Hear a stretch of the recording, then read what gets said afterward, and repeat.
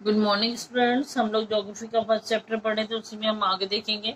हम मृदाओं के बारे में पढ़ रहे थे, उसी में आज हमने पढ़ना है लैटराइट मृदा। लैटराइट शब्द ग्रीक भाषा के लैटर शब्द से बना है और जिसका अर्थ होता है ईट। ठीक है। और ये मृदा जो है उच्च तापमान और अत्यधिक वर्षा वाले क्षेत्र में विकसित होती है।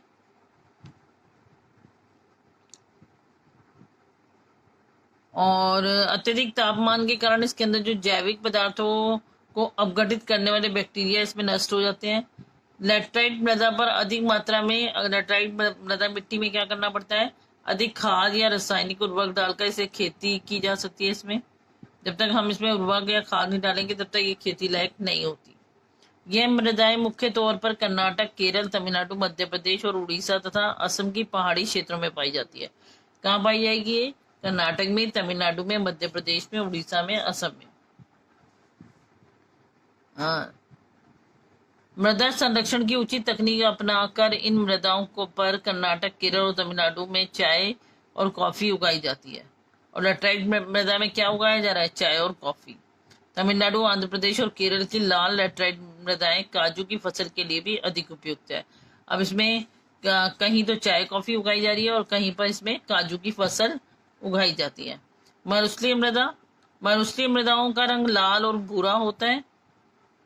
ठीक है, लाल रंग की होती है या भूरे रंग की होती है। यह मृदाएं आमतौर पर रेतीली होती है, इसमें रेत होती है, लवणीय होती है, नमक की मात्रा इसके अंदर होती है।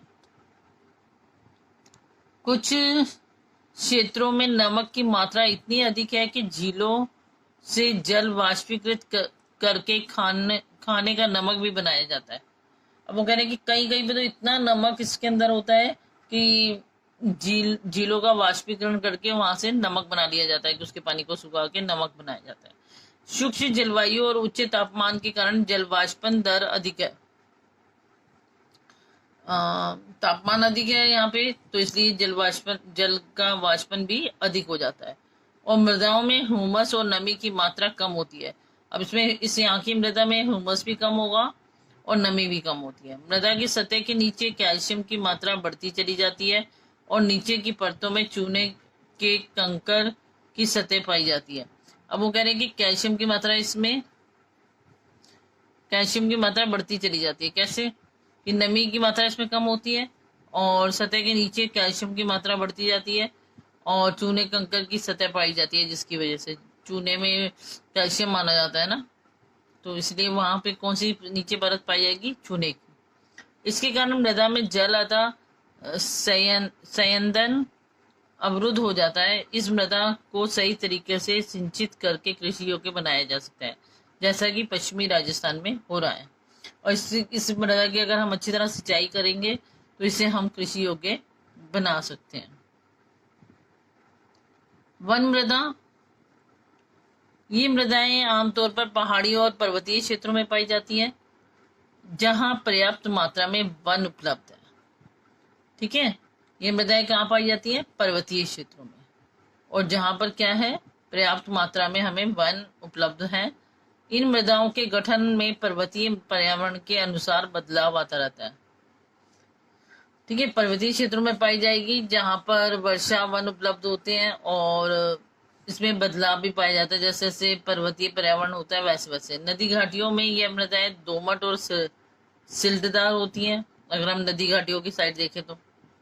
परंतु जैसे ही ऊपरी ढलानों में इसका गठन मोटे कणों में होता जाता है। हमने कहा था कि जब नीचे से ऊपर की हो जाते हैं तो कण मोटे होते जाते हैं।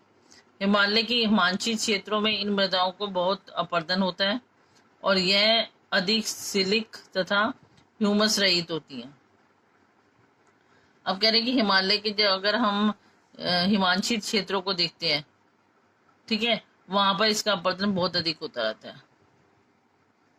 नदी घाटियों के निचले क्षेत्रों, विशेषकर नदी सोपानों और जलोढ़ पंखों आदि में यह मृदाएं उपजाऊ होती है। और अगर हम नीचे के क्षेत्र को देखें तो वहां ये मृदा फिर भी कैसी होती है? उपजाऊ होती है।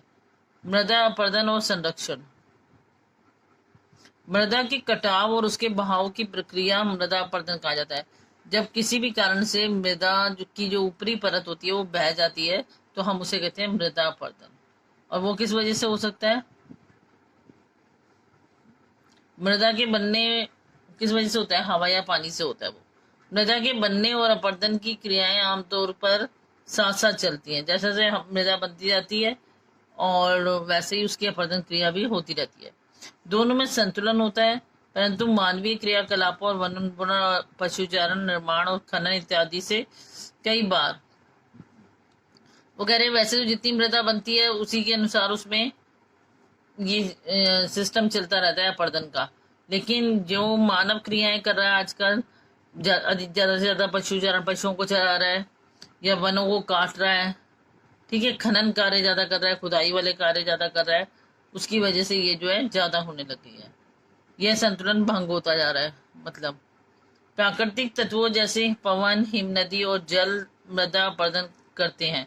अब मैंने अभी कहा कि किसकी वजह से अपरदन होता है? पवन की वजह से। तेज हवाएं जो होती है वो मिट्टी की ऊपरी परत को बहा कर ले जाती है। बहता हुआ पानी, ठीक है, ऊपर से नदी आ रही है और नदी तेजी से बहते हुए ऊपर की परत को बहाकर अपने साथ ले जाती है, वो भी मृदा अपरदन।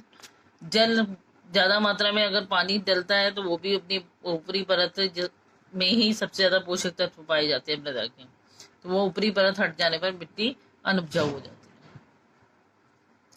बहता जल मृतिका युक्त मृदाओं को काटते हुए गहरी वाहिकाएं बनाता है, जिन्हें अवनालिकाएं कहते हैं। और जब ये पानी बहता है तो क्या करता है? काटते हुए गहरी गहरी वाहिकाएं बना देता है, जिन्हें हम क्या बोलते हैं? अवनालिकाएं। ऐसी भूमि जोतने योग्य नहीं रहती, इसे उत्खात भूमि कहते हैं। अब देखिए, जहां पर अवनालिका ज्यादा हो जाएंगी तो वो कह रहे हैं कि ऐसी भूमि जोतने योग्य नहीं रहती, उसमें कुछ नहीं उपजाया जाता, और जिसमें कुछ नहीं उपजाया जाएगा उसे हम कह देंगे उत्खात भूमि। चंबल बेसिन में ऐसी भूमि को खंड भूमि कहा जाता है। अगर इस टाइप की भूमि चंबल बेसिन में मिली तो वहां पे इसे अलग नाम से बोल दिया जाता है, खंड भूमि। कई बार जल विस्तृत क्षेत्र को ढके हुए ढाल के साथ नीचे की ओर बहता है। ऐसी स्थिति में इस क्षेत्र के ऊपरी मृदा घुलकर जल के साथ बह जाती है। इसे चादर अपरदन कहा जाता है। अब देखो क्या कह रहे हैं कि कई बार क्या होता है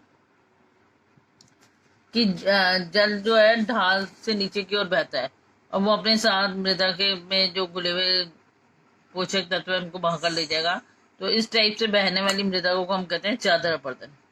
पवन द्वारा मैदान अथवा ढालू क्षेत्र में मृदा का उड़ा ले जाने की प्रक्रिया को पवन अपरदन कहा जाता है।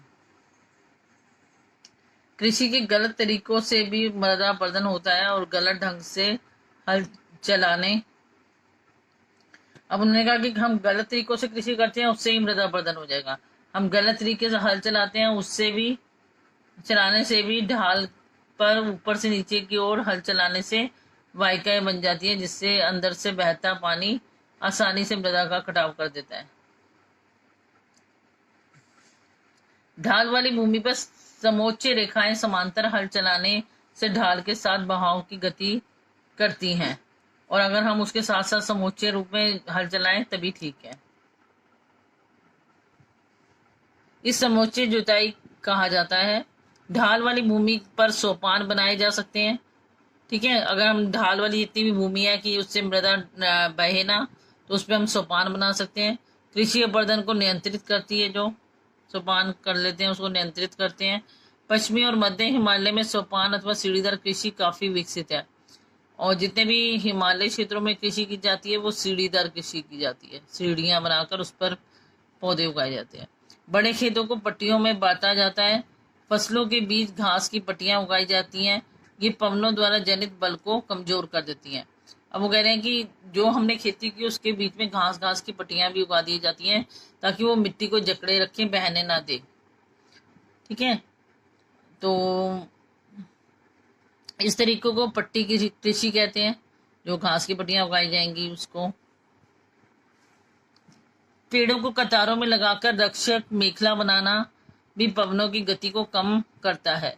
इन रक्षक पट्टियों का पश्चिम भारत में रेत के टीलों के स्थानीकरण में महत्वपूर्ण योगदान है। अब वो कह रहे हैं कि एक ही कतार में हम एक ही तरह के वृक्ष लगाकर भी रक्षक मेखला बना सकते हैं, यानी मृदा अपरदन को नियंत्रित कर सकते हैं, रोक सकते हैं। तो आज के लिए बेटा इतना ही। नेक्स्ट क्लास में इससे आगे पढ़ेंगे, इसे अच्छी तरह रीड कर लेंगे। थैंक्स।